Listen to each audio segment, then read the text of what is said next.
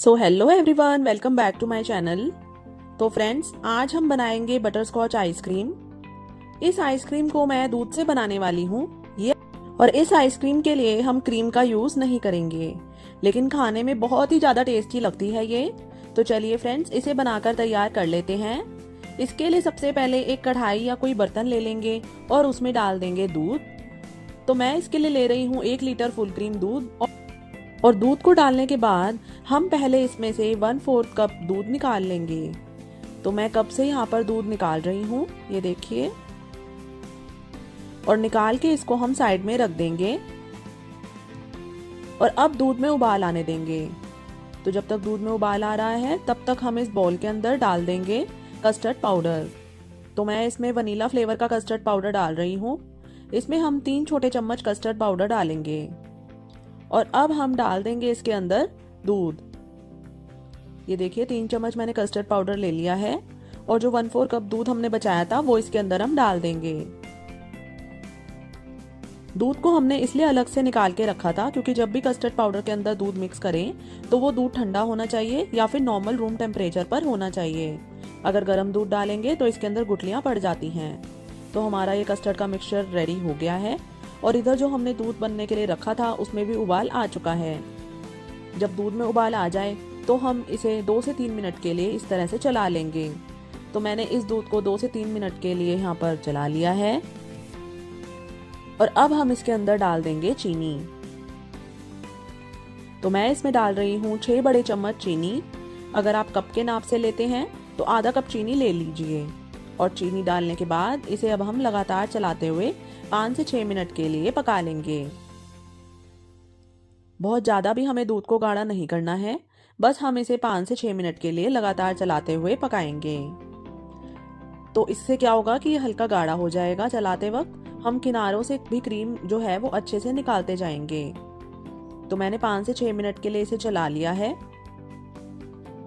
और अब हम क्या करेंगे, जो हमने कस्टर्ड वाला मिक्सचर बनाया था वो इसके अंदर डाल देंगे। तो हमें एक हाथ से डालते जाना है और दूसरे हाथ से मिक्स करते जाना है। ऐसा करने से इसमें लम्प्स बिल्कुल भी नहीं पड़ेंगे।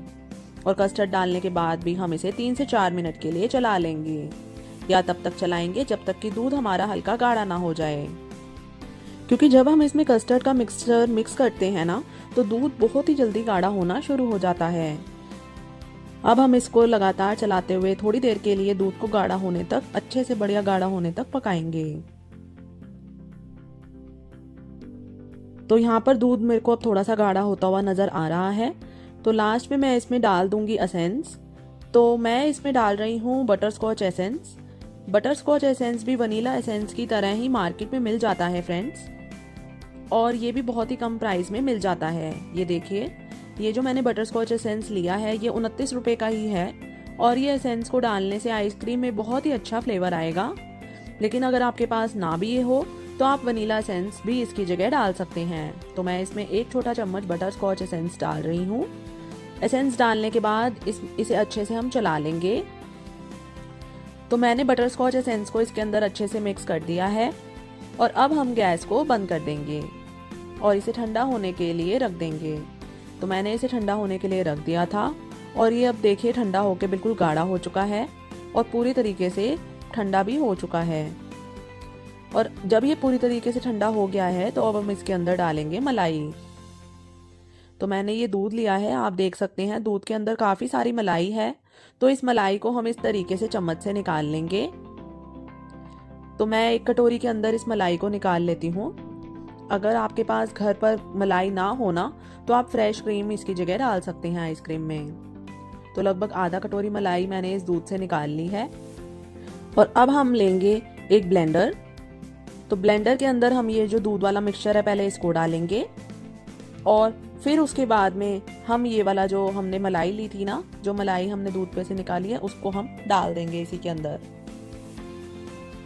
और मलाई डालने के बाद इसे हम अच्छे से ब्लेंड करेंगे। मलाई डालने से हमारी जो आइसक्रीम है वो काफ़ी क्रीमी और सॉफ्ट बनेगी। तो मैंने इसे अच्छे से ब्लेंड कर लिया है। और ब्लेंड करने के बाद हम क्या करेंगे, एक एयर टाइट कंटेनर लेंगे और उसके अंदर डाल देंगे ये मिक्सचर। तो मैंने पूरे मिक्सचर को इस प्लास्टिक के डब्बे में डाल दिया है और अब हम इसको कवर करके फ्रीज़र में रख देंगे। तो मैं इसका लीड लगा देती हूँ इसके ऊपर और लगभग इसे हम 4 से 5 घंटे के लिए फ्रीजर में रख देंगे। अब मैंने ये पैन लिया है, पैन के अंदर हम चीनी डालेंगे। तो मैं इसमें आधा कप चीनी डाल रही हूँ। अब मैंने गैस को ऑन नहीं किया है अभी, पहले हम चीनी को स्पैचुला से इस तरीके से फैला देंगे सारी साइड। और अब मैं गैस को ऑन कर दूंगी और इसे मीडियम फ्लेम पर चीनी के मेल्ट होने तक पकाऊंगी। और अभी हमें इसे नहीं छूना है, जब चीनी मेल्ट होने लगेगी तब हम इसे लगातार चलाते हुए पकाएंगे। तो अब आप देख सकते हैं मैंने इसको चलाना स्टार्ट कर दिया है क्योंकि चीनी थोड़ी सी मेल्ट होनी स्टार्ट हो गई थी। और अब मैंने गैस के फ्लेम को भी लो कर दिया है। लो फ्लेम पर अब हम इसे लगातार चलाते हुए पकाएंगे। धीरे धीरे जैसे जैसे चीनी मेल्ट होना शुरू होगी तो इसका कलर चेंज होने लगेगा। तो आप देखिए जब चीनी पूरी तरीके से मेल्ट हो चुकी है तो इसका कलर चेंज हो चुका है। और फ्लेम को हमें लो रखना है, नहीं तो चीनी बहुत जल्दी जलना शुरू हो जाती है। अब यहाँ पर मैंने इसमें आधा छोटा चम्मच बटर डाल दिया है। बटर डाल के 2 से 3 मिनट के लिए इसे लगातार चलाते हुए पकाएंगे। तो अब आप देखिए इसका कलर चेंज हो चुका है। तो हम इसमें ड्राई फ्रूट्स भी अब डाल देंगे। तो मैं इसमें यहाँ पर काजू और बादाम डालने वाली हूँ ड्राई फ्रूट्स में, जिससे कि बटर स्कॉच में वो जो छोटे छोटे चंक्स आते हैं वो उसी से ही आते हैं फ्रेंड्स। तो ये मिक्सचर हमारा चंक्स के लिए बन रहा है बेसिकली। तो इसमें मैंने 1/4 कप काजू और 1/4 कप ही बादाम छोटे छोटे काट कर बिल्कुल बारीक काट के डाल दिए हैं और इसे अच्छे से मिक्स कर लिया है। अब 1 से 2 मिनट के लिए पका लेंगे इसे, बहुत ज़्यादा नहीं पकाना है वरना चीनी जमना शुरू हो जाती है फ्रेंड्स। तो मैंने इसे 1 से 2 मिनट के लिए पका लिया है और अब हम गैस को बंद करेंगे और इसे हम तुरंत ही किसी प्लेट के ऊपर डाल देंगे। जिस भी प्लेट या ट्रे पर डालें उसे पहले घी या तेल से चिकना कर लें। तो मैंने इस ट्रे को चिकना कर लिया था और अब मैं इसके ऊपर ये जो बटर स्कॉच का मिक्सचर है वो डाल रही हूँ और अब हम इसे ठंडा होने देंगे। जैसे ये ठंडा होगा पूरे तरीके से ये जम जाएगा। तो अब ये देखिए यहाँ पर सेट हो चुका है। तो अब हम इस ट्रे के ऊपर से निकाल लेंगे इसे, बहुत इजीली ये निकल जाएगा। तो देखिए पूरा का पूरा निकल गया है और अब हम इस तरीके से हाथों से इसे तोड़ लेंगे। तो मैंने इसे यहाँ पर तोड़ लिया है और अब हम क्या करेंगे, इसे किसी प्लास्टिक के बैग में या कोई प्लास्टिक का पाउच हो तो उसके अंदर रख देना है। फिर इस तरीके से हमें बेलन से इसे क्रश कर लेना है। तो मैंने इसे क्रश यहाँ पर कर लिया है। क्रश करने के बाद इस तरीके से कोई बॉल या कोई बर्तन लेंगे और उसमें इसे निकाल लेंगे। तो हमारा ये बटर स्कॉच क्रंच बन करके तैयार हो गया है। और अब मैंने जो आइसक्रीम 4 से 5 घंटे के लिए फ्रीजर में रखी थी उसको निकाल लिया है मैंने। निकालने के बाद हम क्या करेंगे, इसे चम्मच से तोड़ लेंगे थोड़ा सा। तो अगर आपको लगता है कि हार्ड है तो थोड़ी देर के लिए बाहर रख दीजिए। और अब हम इस पूरे मिक्सचर को वापस से मिक्सी के जार में डाल देंगे। तो मैंने पूरा मिक्सचर यहाँ पर इस मिक्सी के जार में डालना स्टार्ट कर दिया है और अब हम इस मिक्सचर को चर्न करेंगे। तो हमें इसे रुक रुक के चर्न करना है। मिक्सी को चलाना है फिर छोड़ देना है, चलाना है छोड़ना है, यानी कि हमें इसे पल्स मोड पर चलाना है। एक साथ हमें बहुत देर तक ब्लेंड नहीं करना है। तो मैंने इसे चर्न कर लिया है और अब मैं आपको दिखाती हूँ कि जो हमारा मिक्सचर है वो कितना ज़्यादा फ्लफी हो चुका है। ये देखिए। और अब हम वापस से इसे किसी एयरटाइट कंटेनर के अंदर डाल देंगे और अब हम इसे चम्मच से अच्छे से मिक्स कर लेंगे ताकि बटर स्कॉच पूरे मिक्सचर के अंदर अच्छे से मिक्स हो जाए। बटर क्रंच हम इसके अंदर डाल रहे हैं जो हमने बना कर रखे थे। बटर स्कॉच आइसक्रीम में इन्हीं चंक्स का ही टेस्ट है फ्रेंड्स। ये अगर नहीं आप ढंग से बनाएंगे तो आइसक्रीम का टेस्ट भी बिल्कुल खराब हो जाएगा। तो इसको अच्छे से मिक्स कर लिया है मैंने और मिक्स करने के बाद ऊपर से भी थोड़े से बटर स्कॉच डाल देंगे। इससे दिखने में भी हमारी जो आइसक्रीम है वो बहुत ही अच्छी लगेगी।